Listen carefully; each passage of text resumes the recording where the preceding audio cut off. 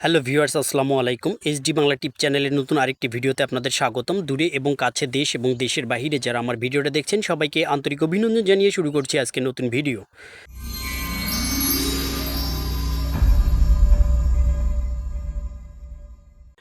Right now আমরা চলে আসলাম মূল ভিডিওতে। তো আমি নোটিশটা এখানে দেখতে পাচ্ছি। নোটিশের যে তারিখটা আপনারা দেখতে পাচ্ছেন এটা হচ্ছে 12ই মার্চ 2025।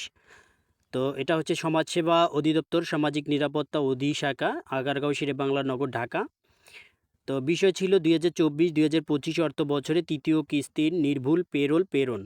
উপযুক্ত বিষয়ের পরিপ্রেক্ষিতে জানানো যাচ্ছে যে সমাজসেবা অধিদপ্তর কর্তৃক বাস্তবায়িত সামাজিক নিরাপত্তা কর্মসূচি সমূহের উপকারভোগীর ভাতার অর্থ এমএফএস, নগদ বা বিকাশ এবং এজেন্ট ব্যাংকিংয়ের মাধ্যমে G2P পদ্ধতিতে প্রেরণ করা হচ্ছে।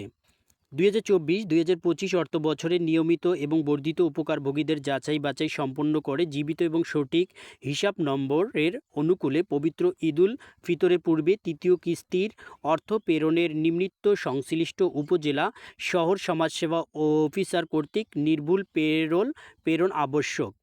তার আওতাধীন বিভিন্ন উপজেলা শহর সমাজসেবা কার্যালয় থেকে তৃতীয় কিস্তির পেরোল প্রেরণের পূর্বে ভাতাভোগীদের মোবাইল নম্বর এবং তার তথ্য সংশোধনপূর্বক স্ব দপ্তরে সংরক্ষণ করতে হবে।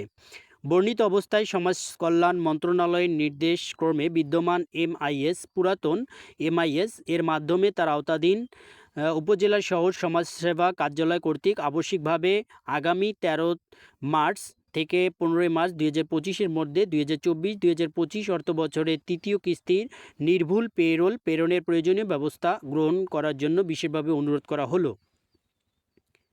তো দেখতে পাচ্ছেন নোটিশটা হয়ে গিয়েছে। অনেকেই যে আগ্রহ নিয়েছিলেন যে ঈদের আগে দিবে কিনা, তো এখন আপনারা একদম শিওর হয়ে গিয়েছেন যে ঈদের আগে সমাজসেবা অধিদপ্তরের যে ভাতাগুলো রয়েছে সবগুলো দেওয়া শেষ হয়ে যাবে।